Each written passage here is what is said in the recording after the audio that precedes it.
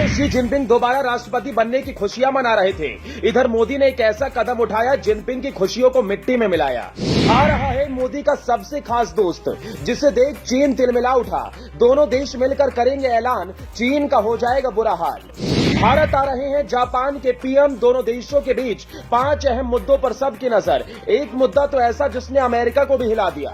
विदेश से आ रहा मोदी का दोस्त, दोस्त को सलाम करो। मोदी का सबसे खास, सबसे अजीज, लेकिन चीन का सबसे बड़ा दुश्मन। एक ऐसा देश जिसके प्रधानमंत्री के भारत आने से पहले ही चीन के राष्ट्रपति बेचैन हो गए। जिनपिंग दोबारा चीन की कुर्सी हथियाने के बाद अभी खुशी ही मना रहे थे कि मोदी के एक मास्टर स्ट्रोक से जिनपिंग खुशी मनाने की जगह बंद कमरे में माथा पकड़कर बैठ गए हैं। वो देश है जापान, जिसके रिश्ते हैं भारत के साथ सबसे खास। जापान दुनिया के उन चुनिंदा देशों में शामिल है जिसके साथ भारत का संबंध बेहद सौहार्दपूर्ण रहा है।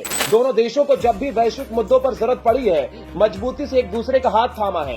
अब इस साल भारत जापान के कूटनीतिक संबंध नई ऊंचाइयों पर पहुंचने को तैयार हैं। जापान के प्रधानमंत्री किशिदा फुमियो 20 मार्च को 2 दिवसीय यात्रा पर भारत आ रहे हैं। लेकिन मोदी और किशिदा की इस मुलाकात ने चीन में खलबली मचा दी। दुनिया भी निगाहें लगाकर देख रही है। वो 5 मुद्दे जिस पर मोदी किशिदा की होगी बात, जिससे दोनों देशों की दोस्ती होगी और प्रगाढ़। नंबर 1, दोनों संभाल रहे हैं अंतर्राष्ट्रीय जिम्मेदारी। जापान के प्रधानमंत्री किशिदा फुमियो का भारत दौरा उस वक्त हो रहा है जब दोनों ही देश बहुत बड़ी अंतर्राष्ट्रीय जिम्मेदारी निभा रहे हैं। यह हम सबको पता है कि इस वक्त भारत दुनिया के सबसे ताकतवर आर्थिक समूह G20 की अध्यक्षता कर रहा है। वहीं जापान दुनिया के सबसे विकसित देशों के समूह G7 की अध्यक्षता कर रहा है। वैश्विक नजरिए से दोनों देशों के लिए इन समूहों की अध्यक्षता बेहद महत्वपूर्ण है। नंबर 2, रूस यूक्रेन युद्ध में दोनों देशों की अलग राह। कूटनीतिक तौर से जापान के प्रधानमंत्री का भारत दौरा इस लिहाज से भी खास है क्योंकि इस वक्त दुनिया पिछले 1 साल से रूस यूक्रेन युद्ध के प्रभावों से जूझ रही है। ये भी बड़ा पहलू है कि जापान G7 के दूसरे सदस्यों के साथ मिलकर रूस पर आर्थिक प्रतिबंधों को बढ़ा रहा है, लेकिन भारत रूस के खिलाफ इस तरह की किसी कार्रवाई से परहेज कर रहा है।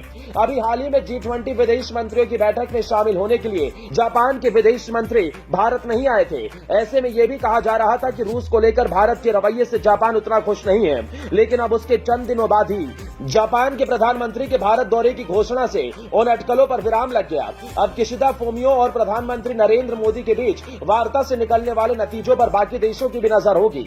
नंबर 3, हिंद प्रशांत क्षेत्र में संतुलन। भारत इस वक्त दुनिया की 5वीं सबसे बड़ी अर्थव्यवस्था है, तो जापान दुनिया की 3री सबसे बड़ी। उससे भी ज्यादा महत्वपूर्ण है कि दोनों ही देश हिंद प्रशांत क्षेत्र में अहम स्तंभ हैं। चीन के इस क्षेत्र में वर्चस्व वाले रवैये के साथ विस्तारवादी नीतियों को आगे बढ़ाने की पुरजोर कोशिश में हैं। भारत और जापान दोनों ही देश स्थिर और सुरक्षित हिंद प्रशांत क्षेत्र के पैरोकार हैं। क्वाड के तहत ही भारत और जापान अमेरिका और ऑस्ट्रेलिया के साथ मिलकर हिंद प्रशांत क्षेत्र में सहयोग बढ़ा रहे हैं। जापान के प्रधानमंत्री किशिदा फुमियो का आगामी भारत दौरा इस लिहाज से भी खास है। हिंद प्रशांत क्षेत्र में शांति और समृद्धि के लिए भारत जापान रिश्तों की अहमियत काफी बढ़ जाती है। नंबर 4, समुद्री सहयोग बढ़ाने पर खास जोर। हिंद प्रशांत क्षेत्र में भारत और जापान की साझेदारी का एक और मजबूत पहलू है समुद्री सुरक्षा, जिसमें सहयोग बढ़ाने को लेकर भी प्रधानमंत्री नरेंद्र मोदी और जापान के पीएम फुमियो के बीच बातचीत होगी।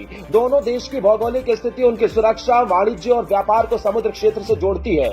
दोनों ही देश की निर्भरता महासागरों पर बहुत ज्यादा है क्योंकि उनके व्यापार का 90% हिस्सा हिंद प्रशांत क्षेत्र में मौजूद अंतर्राष्ट्रीय समुद्री लेन के जरिए किया जाता है।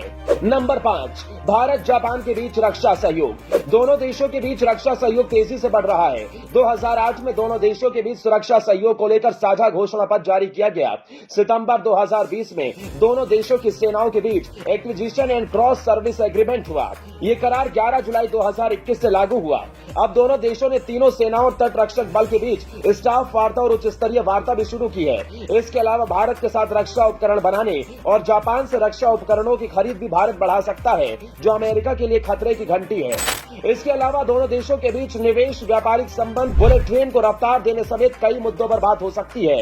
इससे पहले 2022 में भारत और जापान ने अपने राजनयिक संबंधों के 70 साल पूरे किए थे।